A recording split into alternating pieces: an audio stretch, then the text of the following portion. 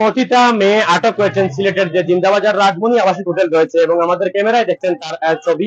যারা রয়েছেন আমাদের সাথে এই মুহূর্তে, আমরা আছি সিলেটের জিন্দাবাজারে পতিতা সহ সিলেটের জিন্দাবাজারে রাজমণি হোটেলে দীর্ঘদিন থেকে যেটি দেহ ব্যবসা করে আসছে জিন্দাবাজার পয়েন্টে, এবং একজন পতিতা মেয়ে সহ এখানে আটক হয়েছেন।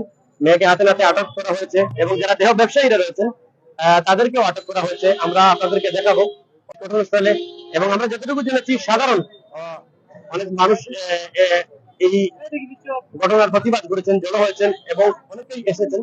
এবং এই যিনি যৌনকর্মী, যিনি ব্যবসা করে বেড়ান প্রতিভা, তাকে ধরে নিয়ে যাওয়া হচ্ছে সিলেটের কোতোয়ালি থানায় পুলিশের হেফাজতে। এবং আমরা আপনাদেরকে দেখাচ্ছি সিলেটের জিন্দাবাজার থেকে সরাসরি। এবং পুলিশ একজন পতিতা ব্যক্তির অভিযোগে যৌনকর্মী যিনি দেহ ব্যবসা করেন, তাকে আটক করেছে। কিছুক্ষণের মধ্যেই পুলিশ তাকে কোতোয়ালি থানা হেফাজতে নিয়ে যাওয়া হবে। আসলে দীর্ঘদিন ধরে সিলেটের এই জিন্দাবাজার হোটেল রাজমণিতে প্রশাসন, মানুষের উপস্থিতি, যে সিলেটের প্রাণ কেন্দ্র বলা হয়, সেখানে কিন্তু দেহ ব্যবসা করে আসছে কতিপয়। তারা এই আবাসিক হোটেলের নামে বিভিন্ন কুকর্ম করে বেড়াচ্ছে। তাদের বিরুদ্ধে অনেক অভিযোগ থাকলেও হয়, এবং এলাকাবাসী যেটি বলছেন সিলেটবাসী, যে এই অভিযানের পর কিছুদিন পরে কিন্তু তারা আবার শুরু করে দেবে।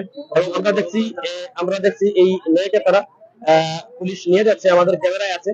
এবং এই মেয়েকে নিয়ে যাচ্ছে দৌড়াদৌড়ি পতিতালয়, যিনি এবং আমরা যতটুকু জানছি তিনি ঢাকা থেকে এসেছেন, সিলেটের বাইরে থেকে এসেছেন। তিনি বলেছেন যে ঢাকা থেকে এসেছেন, এবং আমরা সবকিছু আপনাদেরকে জানাবো। আপনারা আমাদের সাথেই দেখবেন। হোটেল রাজমণি আসলে আবাসিক হোটেল, কিন্তু দীর্ঘদিন তারা এখানে দেহ ব্যবসা করে আসছে, বিভিন্ন অনৈতিক কুকর্ম তারা করে আসছে। মালিকানা নিয়ে সমস্যা, এখন উভয় পক্ষ দাবি করছে, এ বলছে আমাদের, ওরা বলছে আমাদের।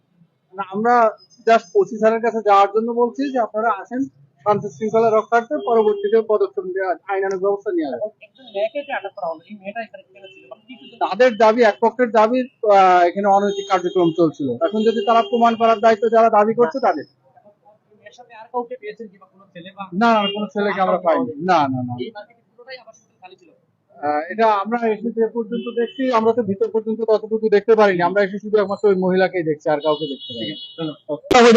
দোকান আমরা মালিক, আমরা আর অবৈধভাবে তারা দখল করে আছে।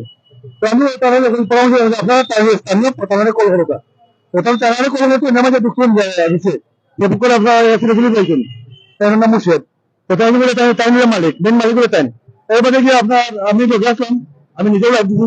তো যখন ঢুকছি গিয়ে যারা আছে তার ভিতর দিকে লাগাইয়া জায়গাবাড়ি পাই গেছে, কিন্তু একটা মহিলা দেখতে পাচ্ছে না, যেটা ইয়া আপনার নিজেরা পাইছেন। জি জি, মহিলা অভিযোগ কোথায় স্বীকার করছেন যে আমি 4 মিটার দিয়ে যে আমি আমার বাইরে নিয়ে যাবে আপনারা, এটা ঘোষণা করছেন তাই নিজে। তাই আমি না বলছেন চট্টগ্রাম, আজকে সকালে এসে বলছেন।